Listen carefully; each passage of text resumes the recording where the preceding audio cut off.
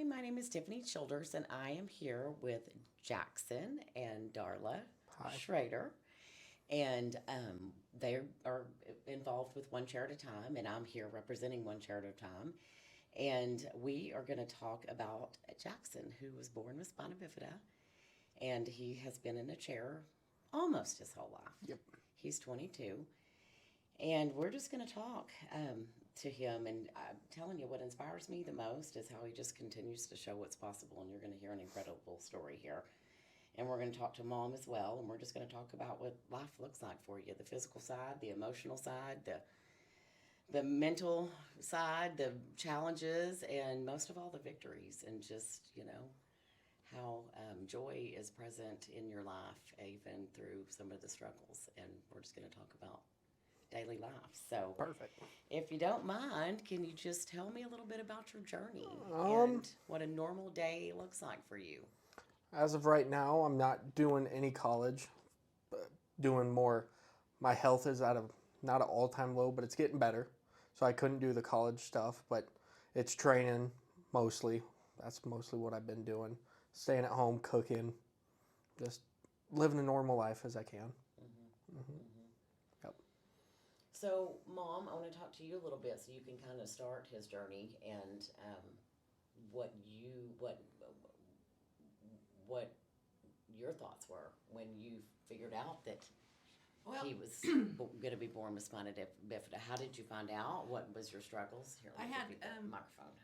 I've got two other girls that are 3 and 4 years older than he is, Okay. and I was pregnant. Didn't know what we were going to have. I was in St. Louis at a training for a job that I had, and my cousin in St. Louis is an OBGYN, and he had just got the new machine and said, "Why don't you come over and we'll find out what you're going to have?"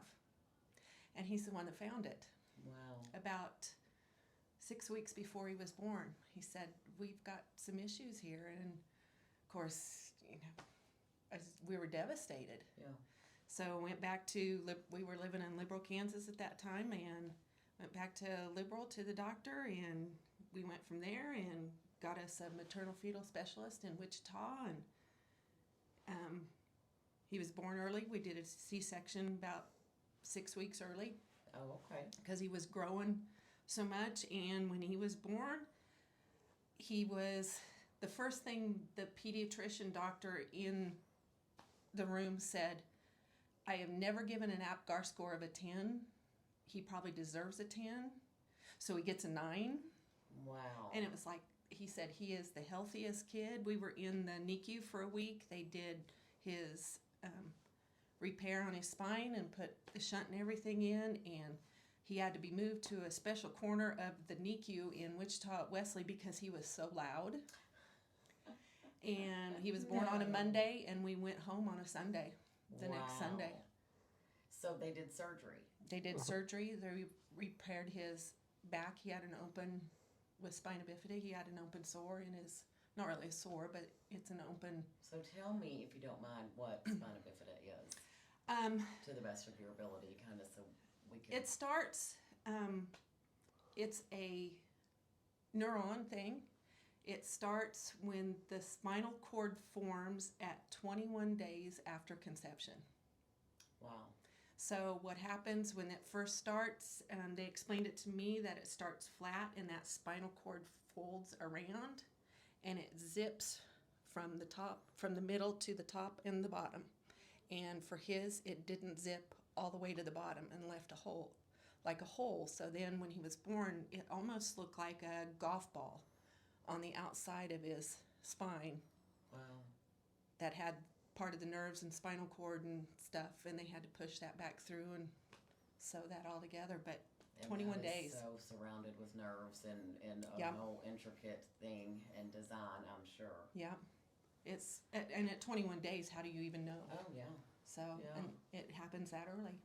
Wow. So, and doctors gave us. He was a healthy kid. He was Wow. just bent in half. Yeah. So. And let me ask the question here. So did he start out in a chair? or tell me how just when he was an infant and toddler and all of that, how that went. We went to in Wichita. We started in Wichita, and he had some tendon releases and things too, because his feet were turned. He was bilateral club feet. His feet were turned. They were a mess, and some different tendon releases and whatnot. And my husband was a football coach, and the Shrine Bowl was going to be played in Hays, Kansas. My hometown is Waukene, Kansas. And the Shrine Bowl was going to be played in Hays, Kansas. And a new thing that they had that year, they were sending doctors and nurses from the Shrine Hospital in St. Louis out to Hays to meet kids and whatnot. And we got an appointment with them, went over, they looked at him, said, yeah, we'll take him, come. So we went to St. Louis the very first time, thought they were going to just kind of do an evaluation type of thing. Got there and met Dr. Schroeder, who's still there. He is the chief, and he goes, we're doing surgery in the morning. Okay. Wow. So we started on this journey. I mean, as soon as Shriners got involved, and it's more than a blessing.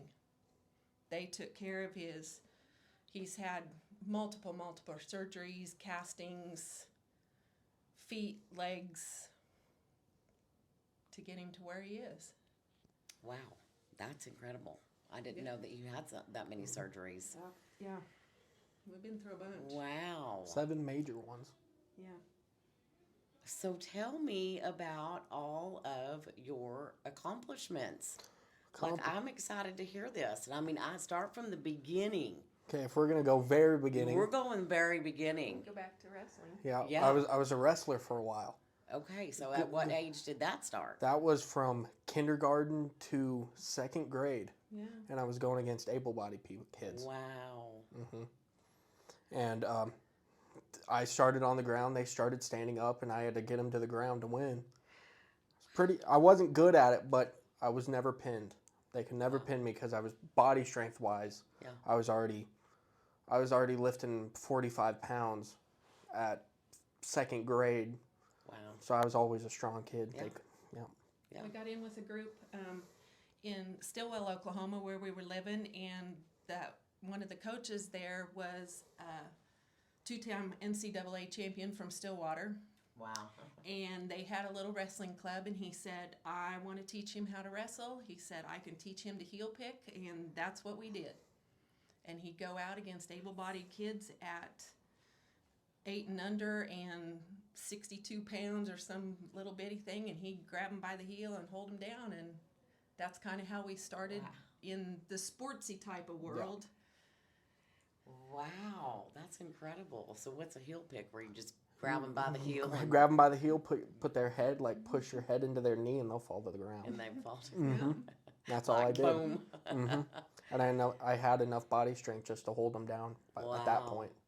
How cool. Okay, so tell me what you did after wrestling. After wrestling, so we moved. We were in Stillwell, Oklahoma. Okay. Then we moved to Texoma, Oklahoma. And I didn't really have anything because they didn't do wrestling out there. Brand new kid, crippled, not very many people around. There was only one other person that he had spina bifida in our whole school district. And it's a pretty small school district, right? Yeah. And so that's surprising that you even had one other person. Yes. So. Then didn't do anything. Then my dad, football coach to administration, my sister's 3-time state champion, then golf state runner-up, I think it was. So we were always traveling doing something. Yeah. My dad wanted me to do something. So in Pampa, Texas, there's a what would you call it? Wheel Times, and it's just an event where they bring paraplegic kids and people with CP, just anything, and we go play basketball.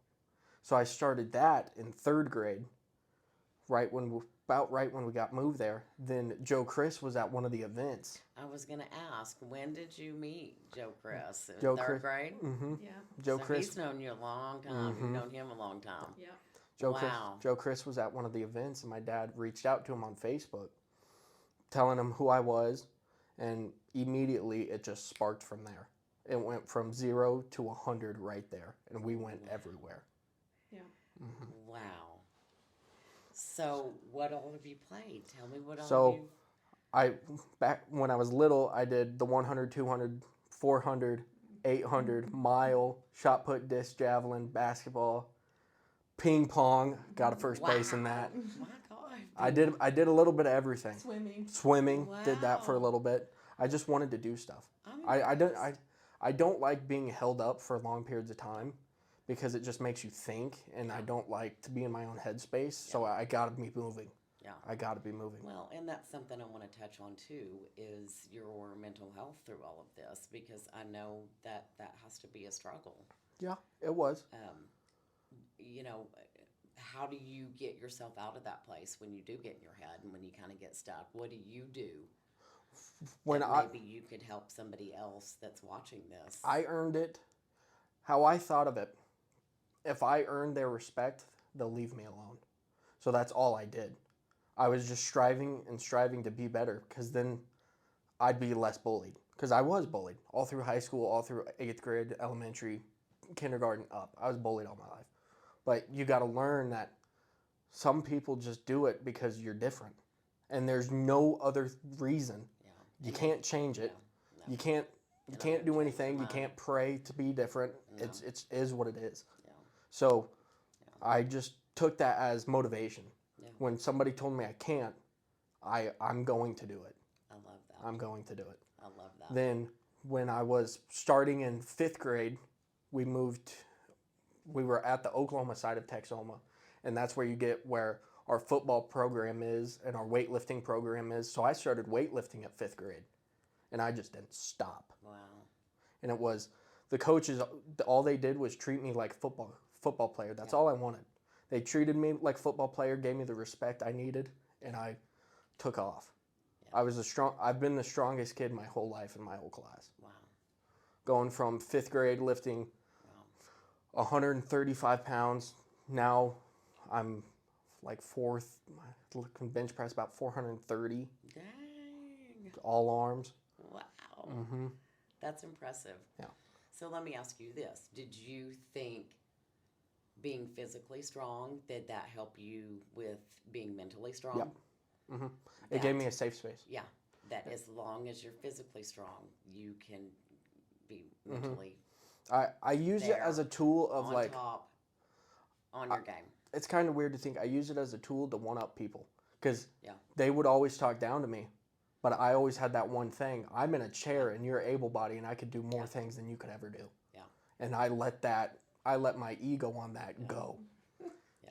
And that's just what I had to do. That's like was the safe space of everything. Yeah.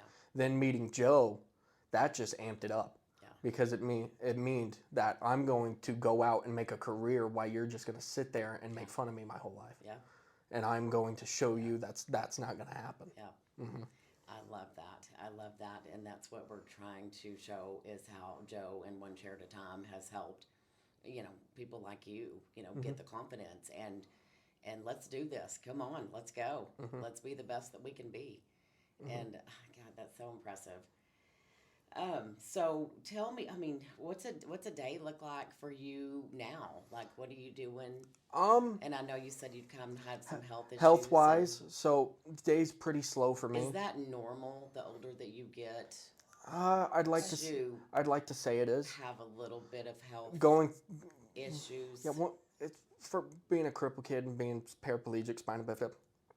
There's no time when I'm gonna be honest. You're truly healthy. You're always dealing with something. That's kind of what I wanted to mentally, touch on too. physically, Yeah. emotionally, anything. Yeah. Then everything, like even your brain can start giving you symptoms of something else. You get worried too much. You have symptoms of something else, physical symptoms. So that's what I had to deal with. Yeah. The brain is a very intricate organ. Powerful. Very. And so I know what you're talking about. Then doctors and all that, been trying to get healthy enough that I can start a career out of Paralympics. Not saying I'm not done with that, but you got to have a backbone because I know I'm not going to be able to do it my whole life, and I know I need to make a career other than being a shot put thrower. So you went to the Paralympics in shot put? I went to the team trials in shot put. Okay. That was to get to the Paralympic level. Okay. Then my freshman year, it's kind of like a junior Paralympic thing. It's called Iowa's team. And I was picked to go to Thailand out of a group of, 16 people? Something like that. Then tragically didn't get to go because of COVID. COVID shut everything down. Boo. COVID 86, the whole deal. So tell me about how COVID kind of shut down the trip to Thailand. Yeah, so I was picked for the Iowa's team out of 16 people. There's adults and there's junior athletes, which that's what I was at the time. How old were you? I would have been A junior? freshman. Freshman. I would have been a freshman, so that would have been 15? 15 or 16. Yeah. Something like that. Okay. I was not. Wow. Yeah. Then that got canceled, which I was kind of really bummed about. And then That kind of really put mentally, that hit him pretty hard. You know, he'd been training hard and made this team, and then it was just like everything else in the world at that time. Everything just shut off, and it hit him pretty hard. He wasn't real sure what he wanted to do for a while after that. It was a struggle for the whole world, but for that, it really That it was was your it livelihood. it was a gut punch. Yeah. Definitely. it's everything you ever worked for. Yeah. Yeah. There's nothing Wow. we could do about it. And that was never going to happen again. Mm-mm. Wow. It's not like you could pick up in 2 years after COVID and Nope. pick up where you left off. Then and they do started. that. Then they So, did another that team. had to be gut punch. Was that the year after? Or did they wait 2 years?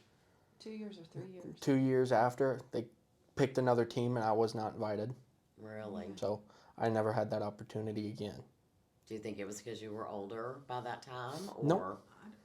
Nope, because I was still been classified as a junior. As a junior, yeah, because you'd And- still been in high school. Yep, and I would have, if they would have taken me, I would have won the junior side and the adult side. I would have won both. Yeah. Yes. Wow. Well, I'm just impressed with all of that. So that was in shot put Shot put and discus. and discus. And I think javelin I would have placed too. Wow. So starting very young, so we started throwing in 4th grade. And by 6th or 7th grade, I had all 3 of the national records in my event. Super cool. And it was all 3, and I was beating them by 20 plus feet. Nobody was going to ever touch them ever again after I threw it. Because he still has I still have, several records in the and that's starting from 6th, 7th grade.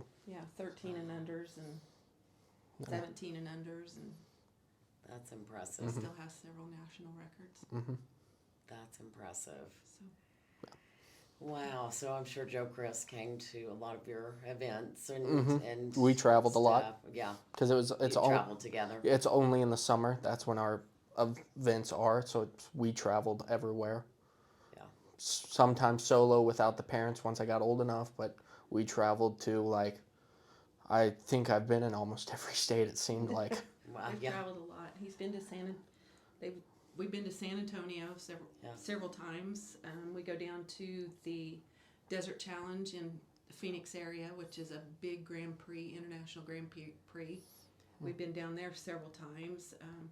The very first Endeavor Games, which is in Edmond, Oklahoma, just down I-40 here, it was the very first games he went to, and he qualified for the Junior Nationals the first time, and that first Junior Nationals we went to was in New Jersey. Wow. And he and I, and then the 2 girls, Kiana Sheridan, we all went to New Jersey and had a most incredible trip. Excuse me. Excuse me. And then he How just fun. qualified, and we've been Probably almost every state. we've been around. Been to the Junior Nationals in Indiana and Wisconsin. Minnesota and Wisconsin, Alabama. Alabama, I think Colorado. I was gonna say I think you have been to every state. We've put a lot of miles on, Yeah. because that was the other thing, most people, when they travel to events, a lot of people can just fly. Yeah. Well, flying for us is not the most ideal thing. And then when he competes, he has a throwing chair. Mm-hmm. And the throwing chair So is... that's a different chair than just your Yeah. normal, average, everyday chair. It's Yes. a great, big, heavy thing. Wow, I didn't even And- think about that. But yeah, so it keeps you. So put, we've put huh? lots of miles on. Mm-hmm. He and I have traveled. Have you a flown? I'm always interested to see if. The only places I've flown was New Jersey that first time. Then for the team trials, it was in Miami, Florida. And that's the only time I've ever flown. Well, you flew. You flew to Oregon this summer. Yeah, then Oregon, yeah. When we went to the team trials, he and Joe Chris flew down. Tom and I drove down and had all his gear and stuff. You drove all the gear and then you guys Yeah. flew down. So you became close with Joe Chris. Yeah. Yeah. Yeah. I love that. Lots of solo trips. I love that because I think he's an incredible guy that helps so many. And I'm sure that you guys are thankful Oh, yeah. for This him guy. when you couldn't be there, or like I said, if you have to drive and This You go. guy and just the whole travel thing, and with one chair at a time, they've been able to help him with getting the throwing chairs and the different kinds of adaptive equipment, because anytime you put adaptive in front of anything, the prices are go and insane. Outrageous. put a dollar sign on Yeah, that. put a big $O dollar sign, and Yeah. he has helped us with on that side of it. He's helped us with some travel expenses. He's taken in places, and we have, we've been with this for 13 years. Wow. Wow, So that's incredible. he's just another part of our family. Yeah. Yeah. So what are your goals? Where do you see yourself in 5 years? 5 years? Well, 2028 Olympics is in LA. I'm really going to try for that. Love it. I got a small window. Everybody that I throw against from starting in high school, I don't throw against my same age. I've not anymore. Yeah. Because I've just outperformed them all the time. Yeah. So I've been throwing with adults most of my career. So, and I mean like adults. I'm considered the youngest one at 22, and my competitions, they're in their 30s and 40s. Wow. Because in the Paralympic world, their bodies don't break down like you would normal. able. Wear and So they- tear. Yeah. So they can just go and go and go and go. Yeah. So I hopefully will make my break in 2028. I'm hoping I will make my I do break. too. So you're still training, still going at it. Yep. Just pushing forward, huh? Gosh. We're really I love lucky in the small town that we're in of Texoma. Yep. Our high school weight room is open all the time to all the adults and kids in town. You just make sure you turn the lights off when we're done. My husband's the superintendent of the school. I teach at the school. So he's got That is access. He very usually helpful, goes up and lifts with some friend, 10, 11 o'clock at night. There ain't anybody else up there, but he can go in and do his thing and get it done. And, a lot of places don't have that ability, but in our small town, that's the thing our town does. They keep their gyms open. There's kids up there And I playing think that's basketball until priceless. 10 o'clock at Priceless. night, Yeah. every night, all year long. Yeah. And Where you don't have to pay for a gym membership. You don't have to go during, their Yeah. working hours. And and the gym. You can get around the gym. You know exactly where things are. I love it. all our I love kids and it. adults know that as long as things are Put up. kept up and put up, that gym will be open for the community to use at any time, and it's worked to our advantage because it's open, it's free to use. Incredible. So that's So what we do. I kind of want to touch base a little bit because I know mental health is just such a big issue right now in the world, and a lot of people struggle with it. And I just want to hear from you how you get through. I know working out, I know lifting weights. What do you do on a bad day? What do you do for yourself for self-care on a bad day? Honestly, it's how do I explain this? I'm very good at hiding it. I'm very good at hiding it. I think we all shove it Yeah, down. all my life. And we try to make everybody think that we're okay. Yeah. Shove it down enough to Yeah, make I'm everybody getting think I'm we're getting okay. pretty good at it So with the I fake wanna smiles. know. Yeah. But I want to know, deep down, Really, you what just do you do for yourself? it gets to the point where, see, I've been dealing with it since kindergarten and up. Yeah. Crying myself to sleep multiple times a night. That was normal for me. Yeah. I hid it from them. There's some stuff they don't know. There's some stuff that I will never tell. But sometimes you just got to realize that it's life, and you got dealt the cards you have, and they might be the worst set of cards of your life, or they might be the best. But it's not what you're dealt with, it's how you play it. If you just sit Love there, that analogy. if you just sit there and mope about life, because I've done it, sit there and mope about life and cry, why me? Why am I different than everybody? Why can't I go play with anybody? You're just not, you're a person that's just broken. And there's no, how do I explain this? There's no reason to be.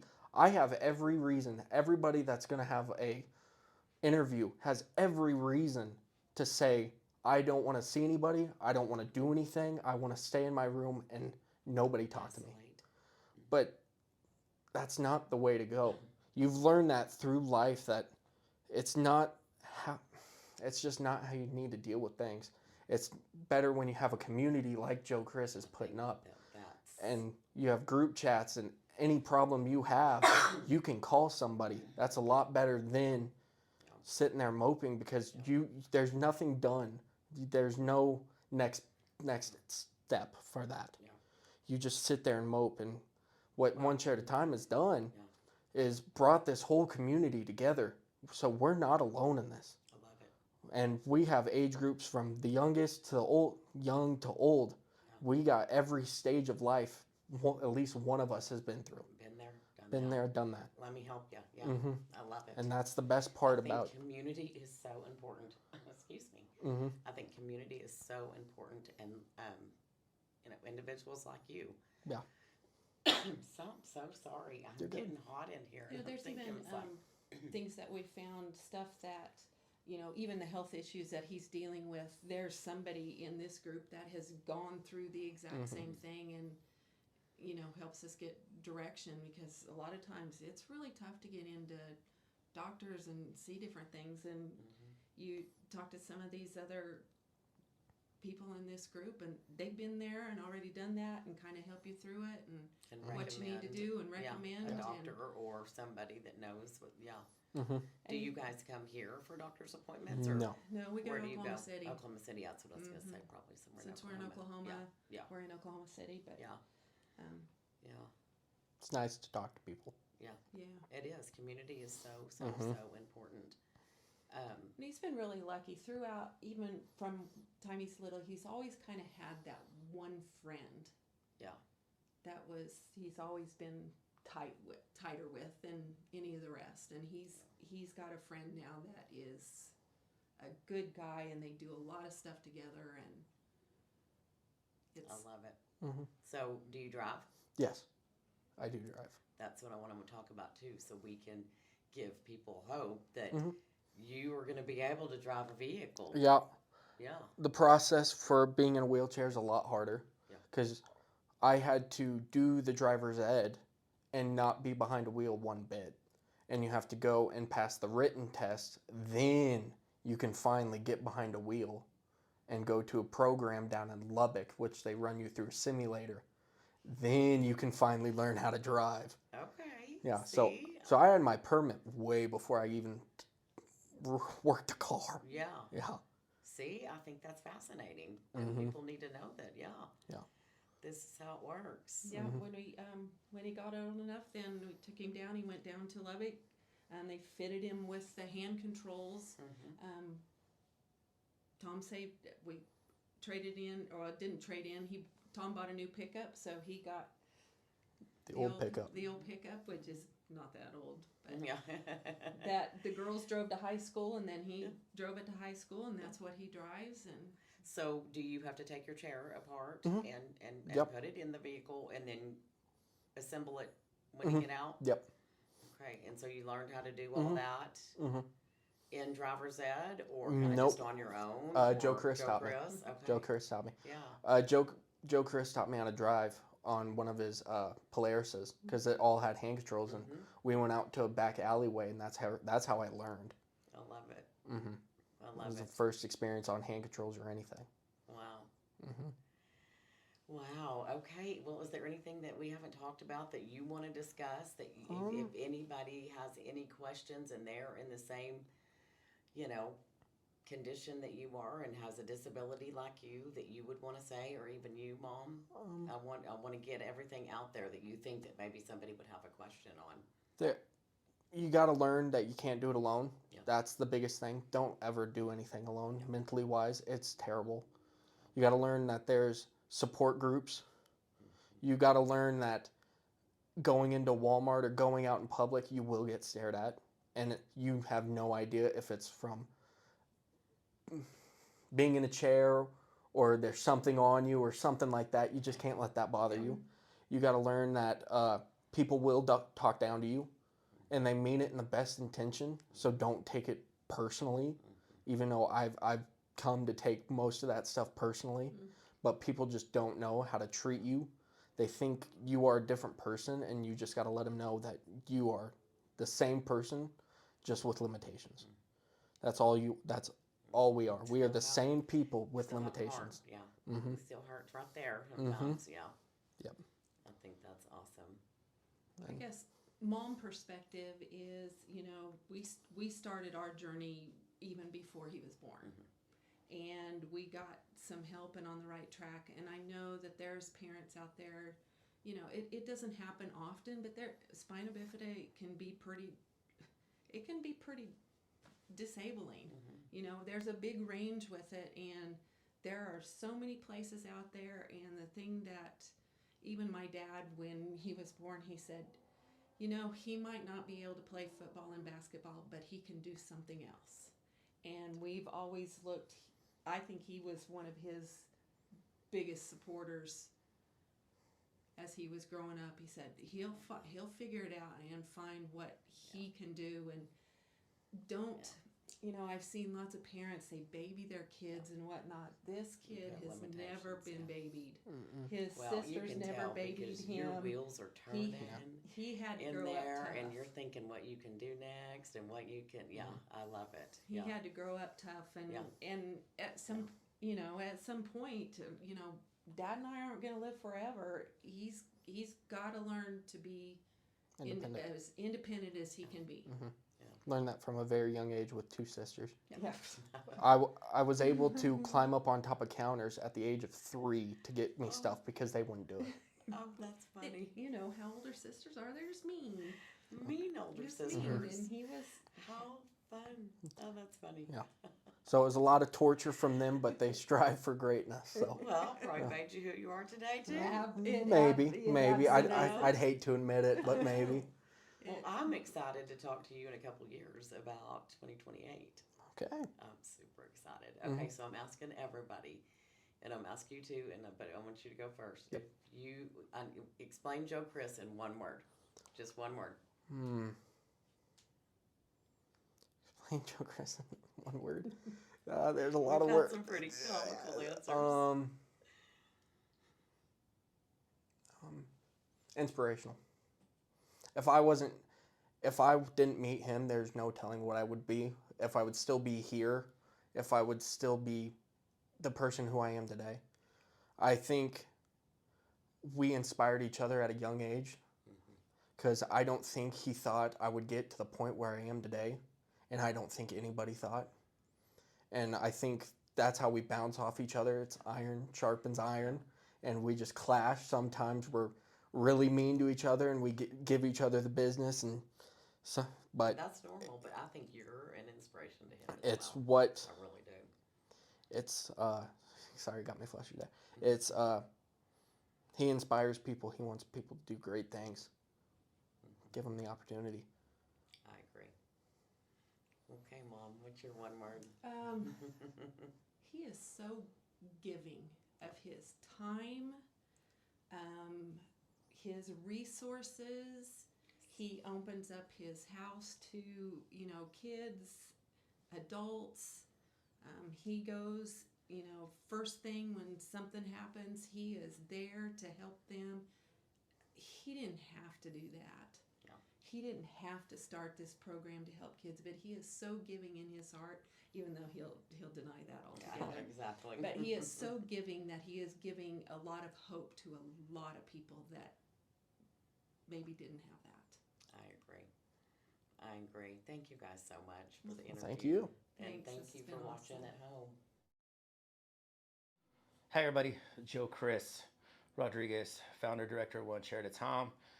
I wanted to give you a little bit of my story of being able to coach Jackson and have Jackson in our program. Jackson started with me when he was around 7 years old. He lives up there in Texoma, Oklahoma. He was born with a disability. And he was with our first group of pretty much our original athletes when we first started One Chair at a Time. Jackson is a very unique athlete. How would you say he is one of the best at what he does? Growing up, I was really involved with helping coaching him, mainly more as his hype man, because his mom is also a high school coach and dad was a college coach, and mom really pretty much taught him technique and all that. I would just be able to come in and help out where I could. And as he kind of got older, he was winning and winning and winning. As he got into junior high, got more of a competitiveness, winning and winning, got to high school, and he was, every track meet he would go through, he was throwing with the men. The high school boys would sit in another pit, and they would usually put him with the men because he was throwing the shot put and the discs that far. And he was winning, he was beating grown men, older men. And as time kind of evolved, he kind of made his mark in the sport. And 2024, we got to go to the U.S. Paralympic trials to try to make the Paralympics in France. So we got some of our memorabilia right here, which is an awesome experience. I think we took third there, so it's a little different than regular Olympics. You don't get a win first, second, or third and go to the Olympics. The Paralympic Committee selects who they take.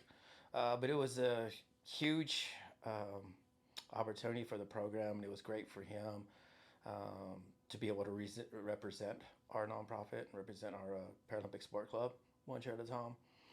And so it's just events like that he's just been winning, but also the side of getting to see the young man grow right in front of me and be a part of it.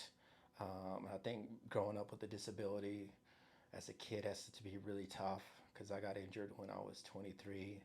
I was a soldier, a grown man. I couldn't imagine going through school, elementary school, junior high, or high school with a disability and being so different, and everybody looking at you so different.